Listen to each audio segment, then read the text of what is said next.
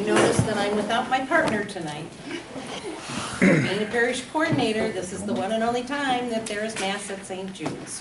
So he's doing his pastorally duty at St. Jude's.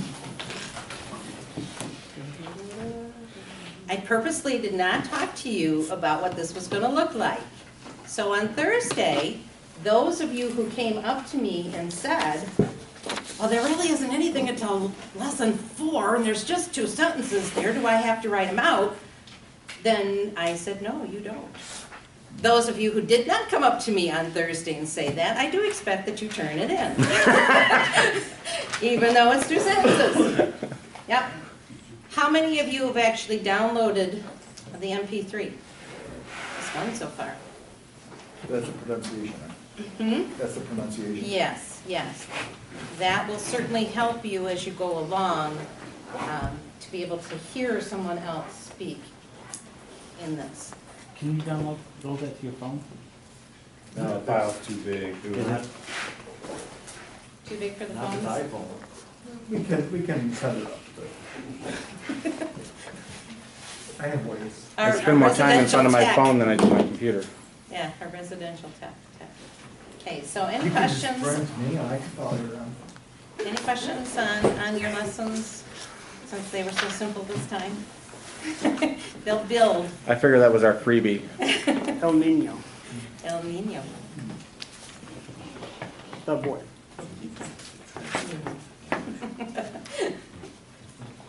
Okay, Saturday is our seminar. I need you to arrive just before 9 o'clock at St. John Bosco. Remember that it's there, not at the diocese. At 9 o'clock, I expect Tim to lead you on into the church to do your morning prayer. Any of the other deacons that have been invited to join you, I don't know how many that will be. And for information, I will have everything printed out for morning prayer, so you will not have to have your 3 hours. He's looking for brownie points, isn't he? No, he's just good. Okay, yes. I only thought of it on the way here, but if anybody knows, I think there is a really early mass at Hartford Church because it's Our Lady of Guadalupe. Does anybody know about that? I think there is I'm thinking like a 6 o'clock in the morning or something. There's one at St. Joseph. It's called Las Romanitas. And it's a mass and it's singing and dancing and it's amazing, but you also have to do that at 6 a.m.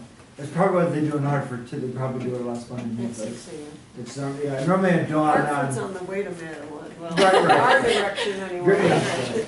On dawn of the day of Virgin, they do that celebration traditionally. So we'll find it. Awesome. Then we could meet for breakfast afterwards if anybody wanted to. I will not. Hey, thank you for that. We'll double check it and send out an email to everybody about it. So, any questions? Okay. Father, they're all yours.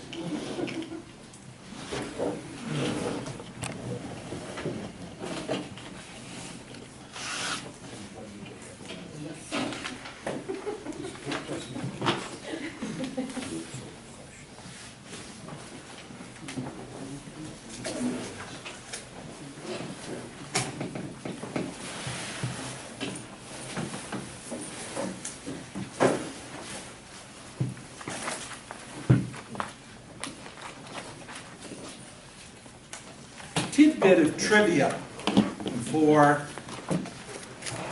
the Feast of the Immaculate Conception. We have all heard of sanctifying grace.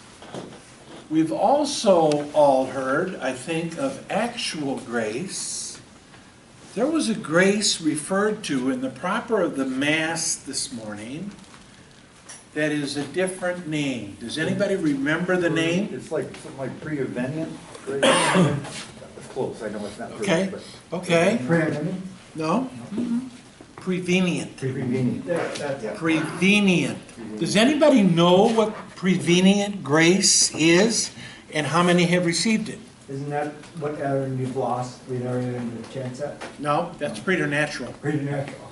Yep. It's the grace of Jesus, the grace from Jesus applied that. Exactly, exactly. That it's the Blessed Mother is the only one who has ever received prevenient grace. That the salvific act of Christ, her Son, is brought back and applied to her before the actual moment of salvation. And who is it who does that? The dispenser of all grace, obviously, God. That, and it's the only time in the entire year we ever hear that word. But on the Feast of the Immaculate Conception, every year, you'll hear the term prevenient grace. And that's what it is. Yeah. Is that what enabled Mary to be assumed bodily? Oh, absolutely. Okay. Yeah, very definitely. Because if you think about the preternatural gifts of Adam and Eve, what was the most significant one?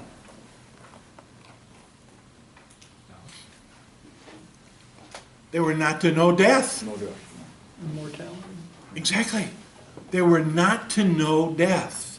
So Mary, in being conceived without original sin and living her life always with a yes to the will of God, has that benefit of the preternatural gift of never actually experiencing death as we know it. And if in the Holy Land, in Jerusalem, they have, it's a beautiful, beautiful church. The Dormition of Our Lady, Dormition meaning she was taken up. And it's just an it really is, it's one of the more prayerful places that I found in the entire Holy Land. It's quiet, it's somewhat out of the way, somewhat removed from the hassle of the busyness of Jerusalem, but delightful, delightful place to go and pray. If you ever have the opportunity, do that. Dormition of the Blessed Mother. What an ideal time of the year to be working through the subject matter that we have before us. It's absolutely the perfect time of the year because during Advent, what we are doing, obviously, is anticipating the coming of Christ on an immediate basis, nonetheless, but still, it's in anticipation of the coming of Christ. We found, if you remember last Sunday's gospel, in the early part of Luke's gospel, he sets the moment, if you will, in history. He talks about who's ruling, who's involved, who's around, where they are at the time that he's about to announce the coming of Christ. And we remember that Luke, of all the evangelists, was probably the most educated. Wrote in very classic Greek, very particular and very, very perfect Greek. And in some ways, I think as we look at that gospel from last Sunday, there was something that Luke must have thought humanly about the future, where there may come a time that what it is that has happened. Because remember, Luke is writing after, obviously he's writing the gospel, but he's writing it after the moment that Christ came to earth. It's almost as though he anticipates the time when there may be some doubt about whether Christ really existed. Now, for us, those of us who were brought up in the faith, those who practice the faith, that seems such a strange, foreign thought. Well, who would think that Christ didn't exist? Well, recently in Great Britain, there was a poll taken. And of those who took the poll, better than 50% of the respondees responded in a manner of saying that they believed that Jesus Christ is a myth and a legend created by religious people trying to accomplish their agenda. That's today. Today. That's in this book, too. Well, he talks about, yeah, and it really does, I think, set us in a situation that we have to recognize so much of what we do, so much of what you will do as clerics is apologetic, is giving the foundation, giving the basis for belief. It's not just connecting what has happened with what it is and where it is we live today, but it is really giving, in many ways, the rationale to the world that, you know what, Christ really did exist. He really did say these things. He really did accomplish that which we profess. And in so many ways, it's part and parcel, I think, of the positions that we're going to find ourselves in the future. That you almost can't stand before any group and remove yourself completely from apologetics, from the rationale of what it is we believe and why it is we believe. In the second half of our class tonight, we're going to listen to a presentation by Fulton Sheen. We talked a little bit about this last week, that we're going to do a couple of these during the course of our time together. But this particular presentation is entitled Christ is Foretold. It relates, obviously, specifically to what our reading material was tonight. But it's apologetic of nature. But it also, I think, gives us a real basis, a real sound foundation to jump from as far as our preaching is concerned, in bringing the message of Christ to those we encounter today. There is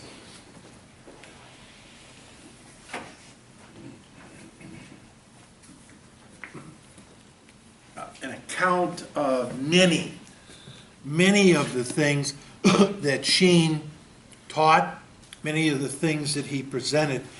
And this is, if you recall, the name of his TV show was Life is Worth Living. This is an account of many of those presentations, but it's also an account of some of the catechetical work that he did. Prior to the actual publication of the catechism in 92, is that right? I think, yeah, the new catechism in 92. Sheen, in the course of interviews, dictated a catechism. And it's by, you remember last week I gave you the website? Keep the Faith. Did anybody sign up for that or look at it? Okay, because I confirmed that as deacons you are eligible to download the whole, and man, it is huge. It really is. You almost don't need any other commentary. Seriously, as far as preaching is concerned, because you can find during the course of his many years of presentation, the man preached on everything. He really did. And not only is it effective, but it's also interesting and very frequently very, very entertaining, I find. And so it's, as I say, very worthwhile. Please, if you haven't looked into it, do so. But this presentation we're going to listen to tonight is one of his. It's entitled Christ is Foretold, and it gives us sort of an apologetic approach to where does Christ fit into history. And in many ways, that's our first step. That if Christ exists, if he exists, where do I find him? How do I find him? Where do I place him in time? Certainly as far as the history of humankind is concerned. But if I can't do that, then trying to make him present today is next to impossible. Because we have to go back, I think, to those original moments, those original messages, the original lessons, in order to bring them forward to who we are and what we are in our world today. We talked last week about kind of our assignment for the year, and I think we sort of agreed that what we'll do is, rather than write papers and do things like that, we'll offer, beginning on the 5th of January, which will be after we come back from the Christmas break, we'll offer three, in each class, we'll offer 3 opportunities to give a 5 to 8 minute reflection on how Christ is present in one of the sacraments. And I've listed the various dates and the sacraments. I don't really have, if everybody wanted to talk about and give a homily on the same sacrament, it wouldn't bother me at all. But what I've done is break it down so that by date, on the 5th, for example, the 3 will be baptism, confirmation, and Holy Eucharist. And then on the 12th, confession, healing, matrimony. The 19th, holy orders, baptism, confirmation. And we finish through with the 14 for the year. Is everybody kind of on board as far as what that entails? And what I would think and expect is the way to prepare for that is to find the biblical passage that establishes the sacrament and begin there, and then bring that forward through your reflection as far as where Christ is present as he establishes the sacraments. How is he present today in those sacraments?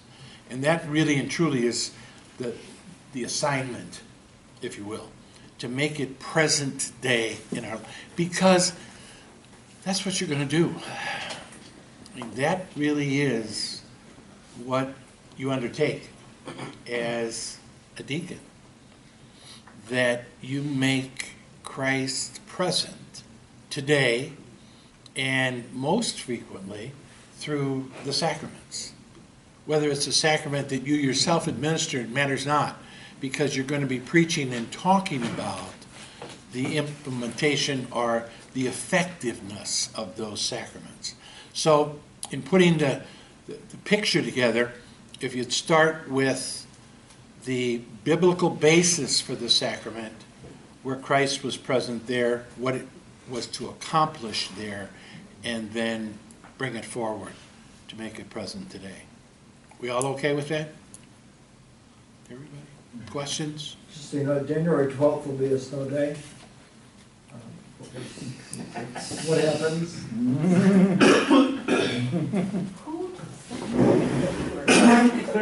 We gotta get that chair out again. You got the toe strap? In the corner. Mr. Aiello spends altogether too much time looking at things on the internet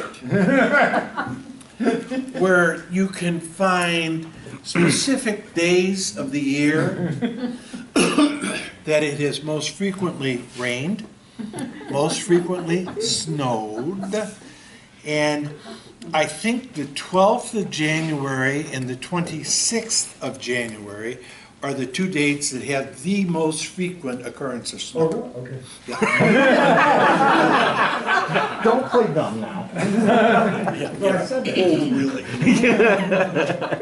I was born at night, but it wasn't last night. Did we have an opportunity to read the material for this team? What'd you think? Wow. I mean, coming from my background, I opened up a whole new way of thinking, because I had always thought of the reason Christ came was because we sinned. And if we hadn't have sinned, he wouldn't have had to come. And to think about that he was going to come anyways to make that bridge, just open up the scriptures in a whole new way. I mean, even right down to Mary's participation, what you were talking about there, I'm kind of bouncing back and forth, because it's like Mary in her being born without sin actually was like Adam and Eve, that perfect humanity. And that's what Christ took on. So he and his divinity takes that back to the Trinity, and we go through that to be oneness with the Father. But then also it's Mary that intercedes with that for us. She's the one, in the words of the street, she's the one who gives them a body. Truly. It is the one who provides us with that opportunity. Because I thought of the humanity as, what we are now, but that's Sure. our brokenness. But that's not what she was. No, not at all. Not at all. Any other? Excellent observation. Any other thoughts or? John Paul II, in his theology of the body, makes a major point of the perfection of Christ as one of us, as a human, and the need for us to truly see Christ as the fulfillment of who it is we are intended to be. Makes really and truly, throughout the course of his theology of the body, he continues to come back to that train of thought, that in Christ we find perfect humanness. What it is we truly all aspire to. What it is we truly all seek. To find a fulfillment, to find that perfection in what it is we have been granted. And we talked about, and certainly in the readings, they talked about that sort of inner yearning that we are born with. That it really and truly is part of our makeup. That we have at the very source of our being, a desire for oneness with God, connection with God. And you say that, and if you do in a group of uninformed or uninterested, you're going to have a certain amount of response of, are you kidding me? Come on. That doesn't have a thing to do with whether or not come on. I don't need that. And in our world today, that is unfortunately so much, I think, of what we encounter is a belief that somehow or another we really and truly can do without and be without God. That it doesn't really enter into the function of our day-to-day life. What difference does it make? And so much of that relates to what it is we're looking at. What difference does it make that Christ came to earth? What real difference does that make? And granted, we can certainly identify that we needed a Messiah. We needed a Savior. But even more than that, when we're willing to spend the time, take the step back and think about it, we need Christ to find ourselves. And it's a point that John Paul II again makes over and over and over in Theology of the Body, that it's in finding Christ that we find answers for ourselves. The questions that we have in life, the questions that we have in the world are answered through Christ. And the more we know Christ, the closer we have a contact with Christ, the better we are truly going to know ourselves. Not just our calling, but also our function and fulfillment as human beings. That is, I think, really and truly the great discovery in the readings. That, most people who are believers are going to say, well, yeah, Christ came to save us from our sins. But how many do realize that there's so much more than that?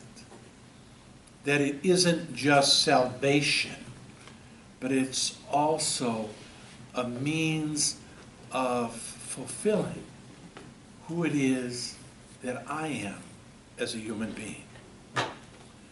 St. Augustine chases, for 32 years of his life, trying to find happiness. Very accomplished, extremely accomplished, was successful at everything he did. And yet, his concluding remark, "My heart is restless, O Lord, until it rests in you." That he doesn't find real happiness until he finds God and the need for that connection. We sometimes, I think, look at the commandments as restrictions. We talked a little bit about it as far as the law tonight. Oh, that means I can't do this, I can't do that, I can't. But is the law going to get me? The law is a way of pointing, of offering a direction that says, this is how to find God. This is how to find happiness.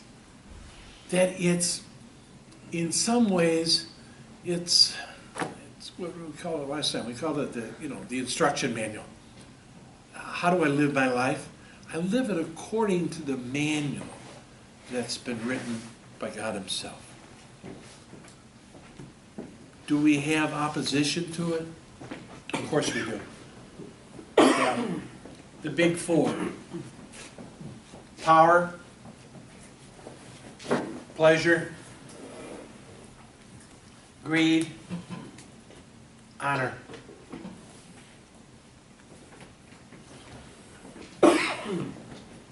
Bishop Robert Barron talks about these four things consistently because, as he points out, they're so easy to find in our world. They're so easy to identify in our world. But there's never enough power, there's never enough pleasure, there's never enough money, there's never enough honor to satisfy us. I am always, always, always going to want more. I never get to that point of satisfaction. And it's only in finding God through Christ, finding Christ, that I am ever going to reach that satisfaction. And as we look at the life again of St. Augustine, it's exactly what his early life was all about. Pursuing power, pleasure, money, and honor. Everything he did pointed to those four things. And you know what? He was successful. He wasn't some dud that tried things for a while and decided that didn't work, so I'll go try something else. He was successful at everything he ever attempted. And yet continued to find that inner yearning, that emptiness that can only be filled with Christ. If you had to make one statement of what you read for tonight that is sort of conclusive about what was entailed, what would that statement be?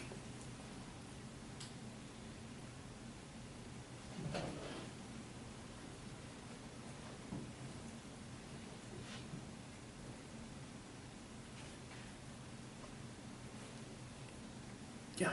Even though we were made in the image of God, we're never going to be perfect like God is, so we need Jesus to help us be purified.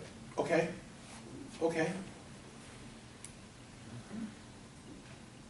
I would say that the coming of Christ is foretold in the scriptures, even from like today, like our reading today in John. Yeah. Christ is God's greatest gift to man.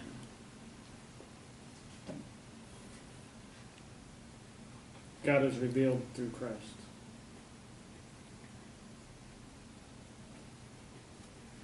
It was proof of God's love.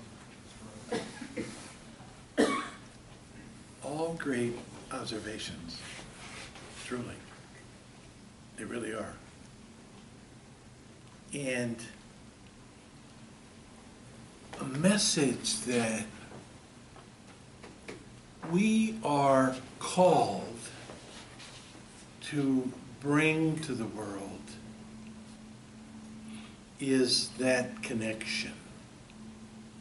The connection of God's love for us. The connection that Christ did come to show us the way. The connection of the Old Testament. Always not just pointing, because certainly it does, but you have to go back and forth. And in many ways, I think that's the beauty of ongoing study of Scripture, that it's not just the realization that 500 years before Christ was on earth, there was somebody talking about him that we can identify as Christ.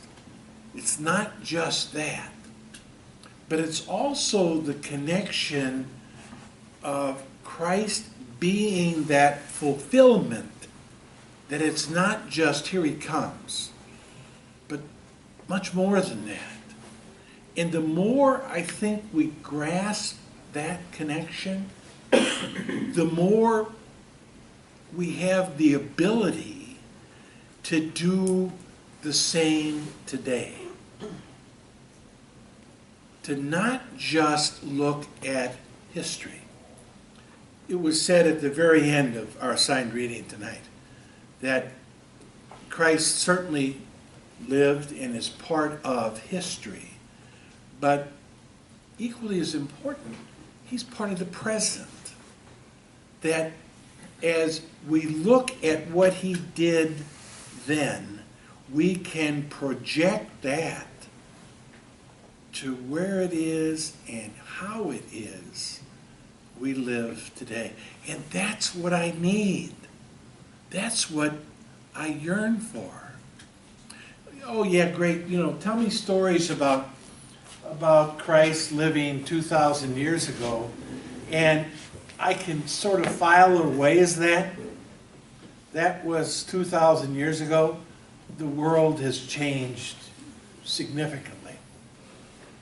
It's the wonder and the beauty of finding in the Old Testament where it's fulfilled in the New, and where Christ himself is fulfilled in the present, in this moment, right now.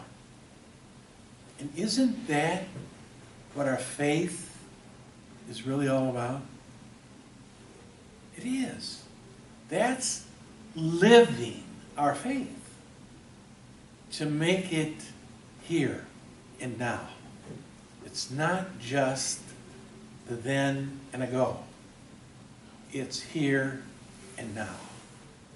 And what does that mean for me?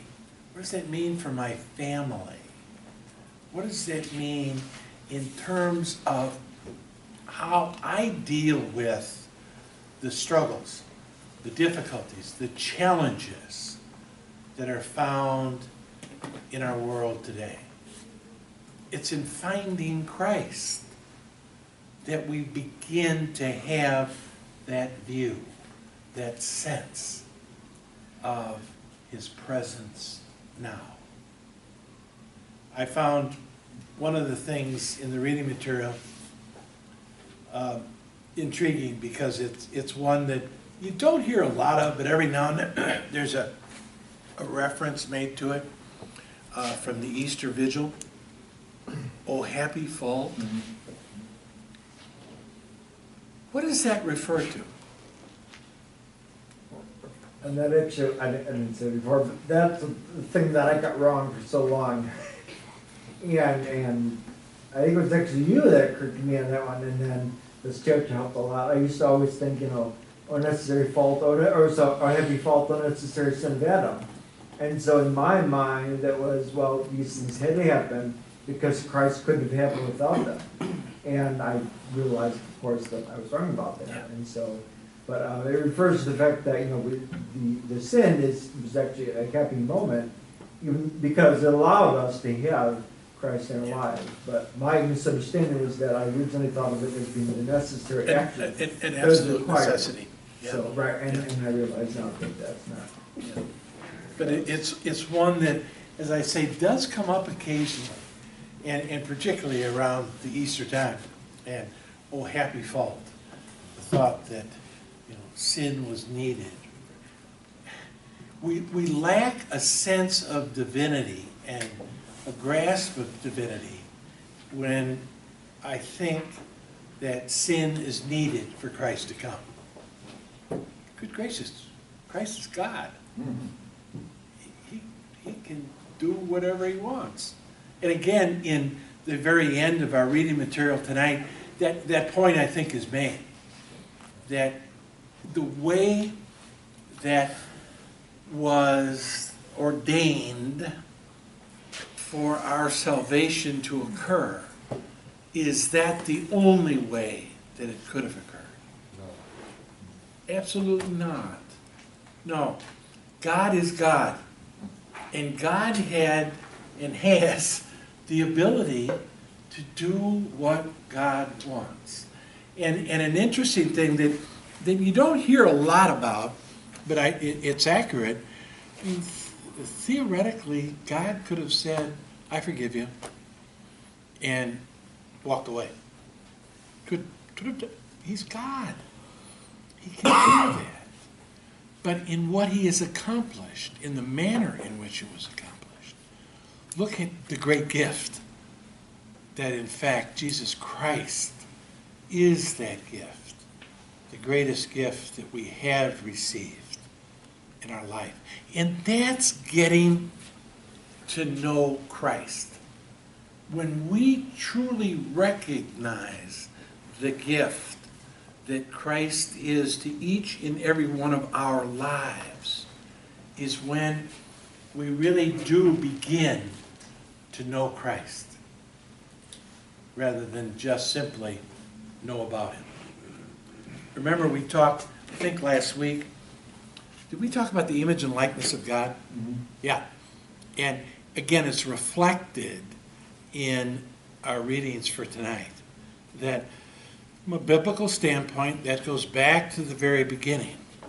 And as you identified last week, that image and likeness of God occurs through the intellect, through knowledge, the ability to know God, and also the ability to enter into relationship with one another as well as with God. And there is this description of image and likeness. If we recognize Christ as one of us, he is a person, as you and I are persons. And as we look at that, we can, by way of description, by way of definition, we can sort of very quickly define a person as body and soul. And in fact, that's what a person is. A body and a soul. But as one. And as we look at some in the future, as we look at some of the heresies, this was one of the very, very significant trials and struggles with understanding who Jesus Christ really is. The dualism that grew up, that were kind of like these two separate things that somehow or another get joined, and we kind of stay together that way, rather than recognizing as a person, I really and truly inherently consist of body and soul. And that dualism was, oh boy, it was a struggle early on in the church, and one that we'll look at in a couple of weeks. The one that comes to mind immediately was Montanism. And Montanism was a dualistic thought that we consisted of these two things: spirit good, body bad. And that was, in some ways, a close to prevailing thought. How do I sin? I sin with my body. So if I could just kind of get rid of that, I'd be on my way. I'd be skating. There it is. Spirit is good, body is bad. So I need to punish the body. It really goes back in many ways as far as Plato in the early thinking, that the body was simply sort of a carrier for the intellect, for the soul, rather than an integral part of a person. And we are going to meet that, we're going to find that with the struggles with understanding Christ.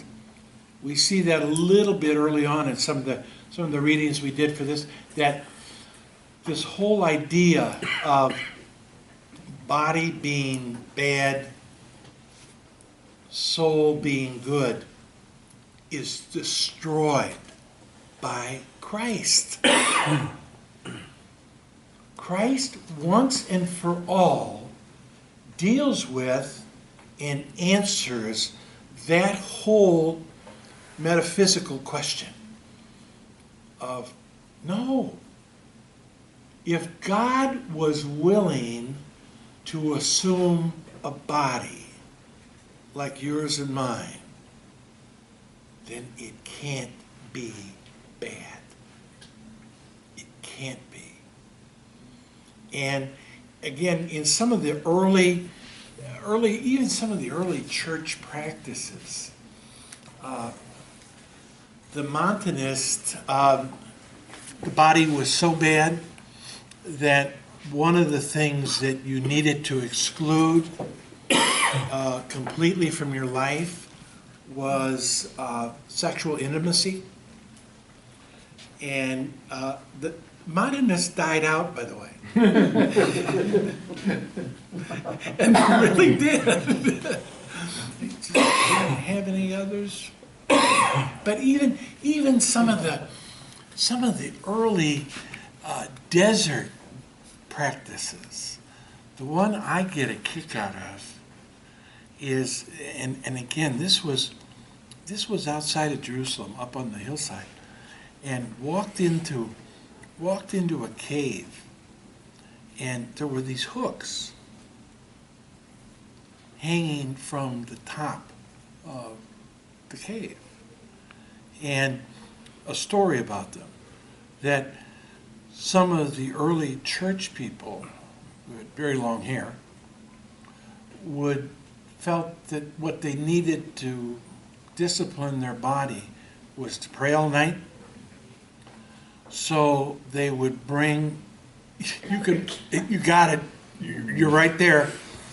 They'd bring a kneeler into the cave, kneel down and tie their hair to the hook so that if they fell asleep, it would wake them up.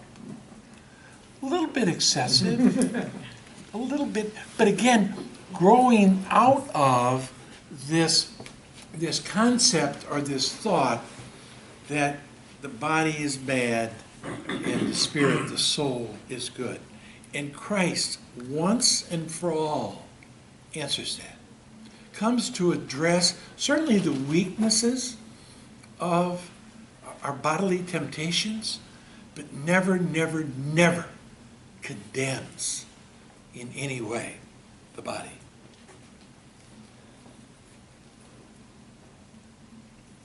If we had to define the term grace, how would we do that?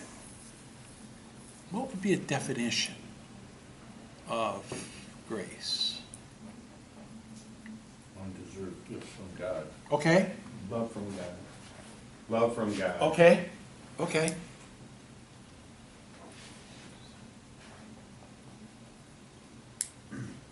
God's very life. That's what it is. Oh, could you repeat that? God's very life. In this morning's gospel, how is the Blessed Mother addressed? Hail Mary, full of grace, meaning that she has the very life of God within her.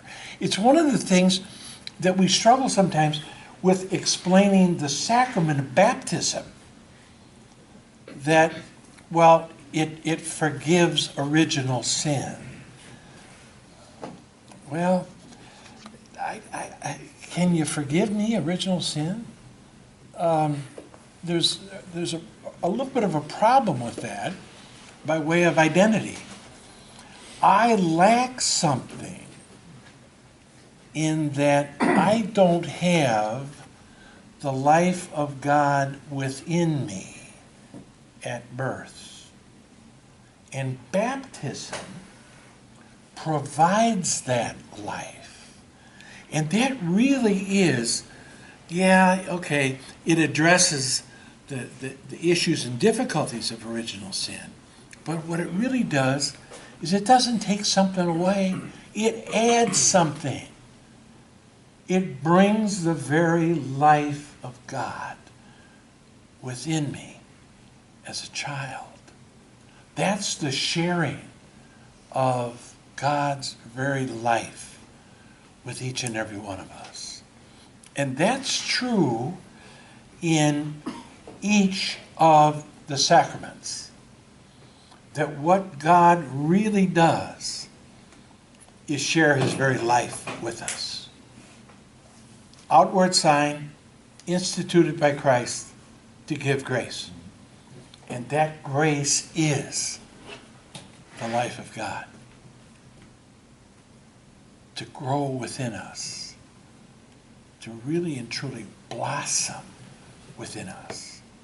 To make us who it is we were intended to be.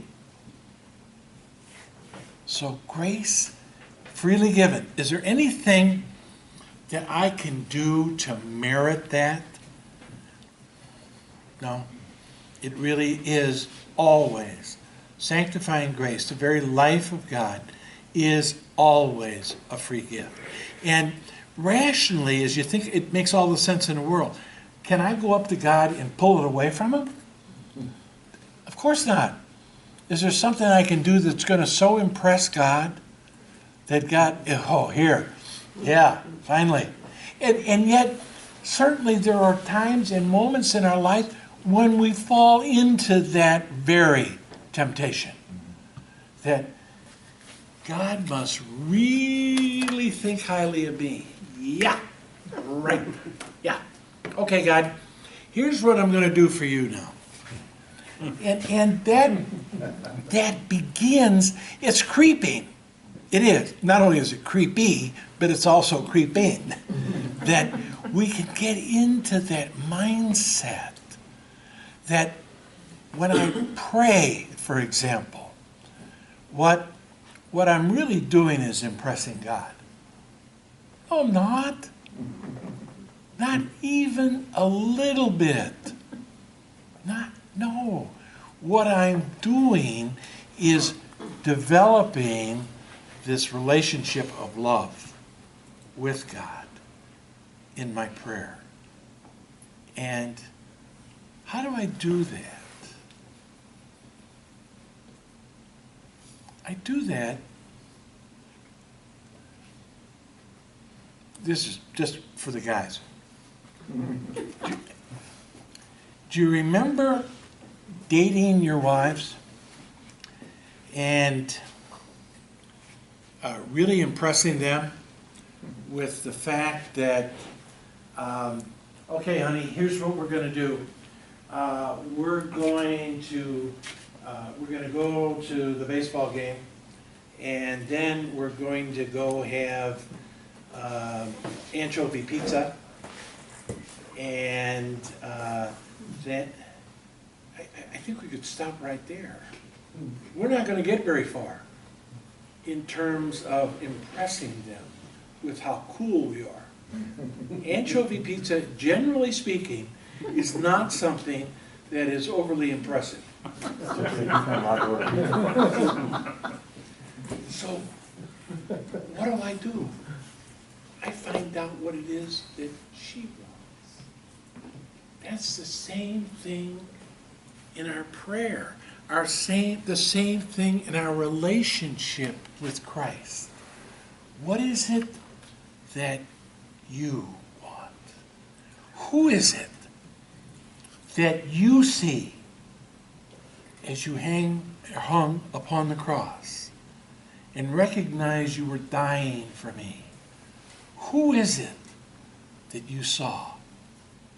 Because you were able to see he who I am capable of being. That's who I want to be. Help me with that. And that really is, it needs to be our very foundation as far as our prayer is concerned. To look to Christ, certainly as a guide, but also to look to Christ as the one who will lead us and guide us.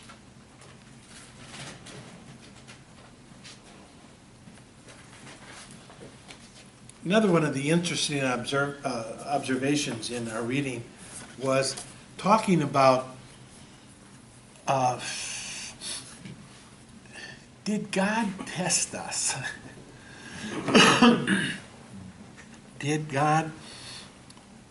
Was the whole idea to let's see if I can find something that they'll fall flat on their face? No. Did he allow the test? Yes. Allowed the test to really see the function of what he's given us in his image and likeness. The function of free will. Am I, of my own free will, going to give back to God what it is that God has given me? I love the biblical passage that we heard this morning in the fall. What does Adam do? She did it. She did it. What does she do? Devil made me do it. He did, exactly. Exactly. It's none of the recognition of it's a free will act. It's something that I took upon myself because I have been given this marvelous gift of free will. And obviously, originally, we failed the test. But I fail it every day. That's where I need Christ. That's where I need his presence now to help me identify where she is, or it is, so that I can see it far enough away that I can truly avoid it. That's where we find, it really and truly, it's where we find Christ in the sacrament of reconciliation. Not just in forgiveness, not just in a new beginning, but also in the strength through grace to be able to identify the temptation. If I can see it far enough away, I can avoid it. If I get too busy with one of those other things that I'm not paying any attention, boy oh boy, it's right here and I'm toast. I'm done.